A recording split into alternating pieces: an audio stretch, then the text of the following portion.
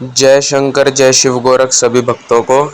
जैसा कि सावन का पावन मास जो है महीना वो आने वाला है, जो कि 21 जुलाई की गुरु पूर्णिमा है और 22 जुलाई से सावन लग जाएगा, जो कि रक्षाबंधन तक रहेगा। तो इस सावन मास के दौरान आपको भगवान शिव की सेवा कैसे करनी है, उनके कौन से मंत्र हैं जिनका आप जाप कर सकते हैं, उनका क्या नियम है उन मंत्रों को जपने का, यानी भगवान शिव की साधना किस प्रकार करी जाए कि आपके ऊपर इस सावन के दौरान शिव कृपा बरसे।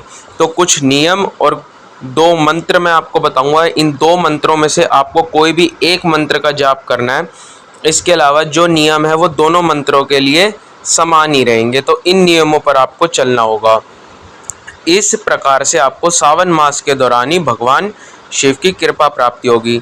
जो सबसे महत्वपूर्ण बात है वो यह है कि आपको सुबह जल्दी उठना और भगवान शिव को स्नान कराना है। ठीक है, जो भी सावन के सोमवार होंगे उस दिन आपको पंचामृत का स्नान कराना है। उसके अलावा रोज आपको जो नियमित तरीका होता है स्नान कराने का, जल दूध चावल चीनी, उस तरीके से आप स्नान कराएं।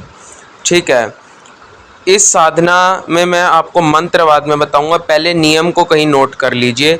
नियमों में एक तो सबसे ज़रूरी होती है दृढ़ इच्छा शक्ति। ठीक है, इसके अलावा आपको जो लोग व्रत रखेंगे इस साधना के दौरान, इसके लिए आपको व्रत में सात्विक भोजन यानी दूध फल फूल आदि ग्रहण करने होंगे। इसके अलावा आपको विलासिता का त्याग करना होगा, ज़्यादा श्रृंगार करने से बचना होगा। ठीक है, जैसे एक सिंपल आदमी रहता है वैसे आपको रहना होगा। साधना काल में आपको भूमि पर ही सोना होगा। इसके अलावा साधना काल में अपनी वाणी का संतुलन रखना होगा और ज़्यादा गाली गलौच नहीं करनी। इसके अलावा आपको साधना का जो स्थान है और जो संपर्क है वो परिवार के बीच में नहीं होना चाहिए, यानी जहाँ पर आप बैठकर आप साधना करोगे वो आपको परिवार के बीच में बैठकर नहीं करनी। उसके लिए आपको जो आपका मंदिर का पूजा का कक्ष है वो आपको थोड़ा सा अलग बना लेना होगा।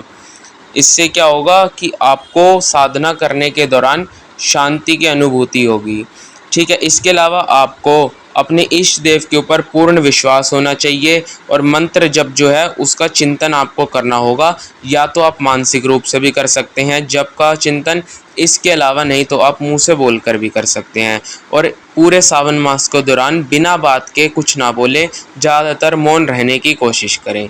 ठीक है, साधना के अंतिम दिन पे यानी सावन के अंतिम दिवस जो पूर्णिमा आएगी, रक्षाबंधन वाले दिन, आपको 108 आहुति देनी है।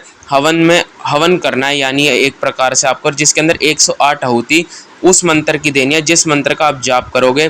आपका आसन और जो आपकी माला होगी जाप की वो आपके अलावा कोई और दूसरा व्यक्ति प्रयोग नहीं करेगा। साथ ही भगवान शिव को सुबह शाम जो आप खाओगे उसका भोग आप लगाओगे।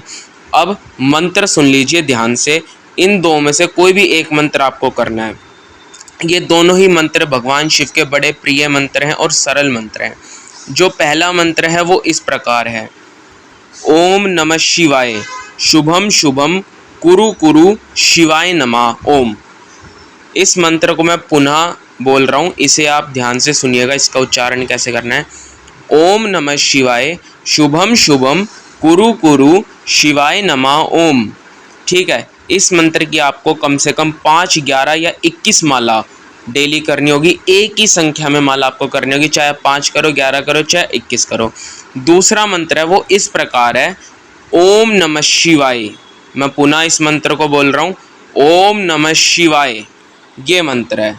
इसके अलावा इन 2 मंत्रों में से किसी भी एक मंत्र का 5, 11 या 21 माला जप करें संकल्प लेके।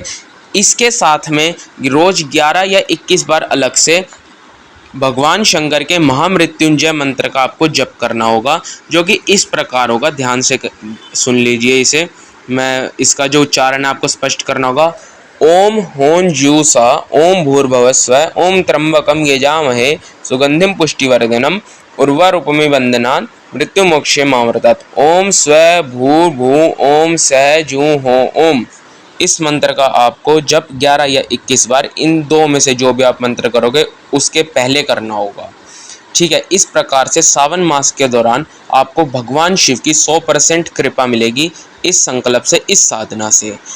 इसके अलावा आप नियमित रूप से भी इस साधना के बाद रोज 1 माला, 2 माला, 5 माला, जितनी आपकी श्रद्धा और समय हो उस अनुसार जप कर सकते हैं।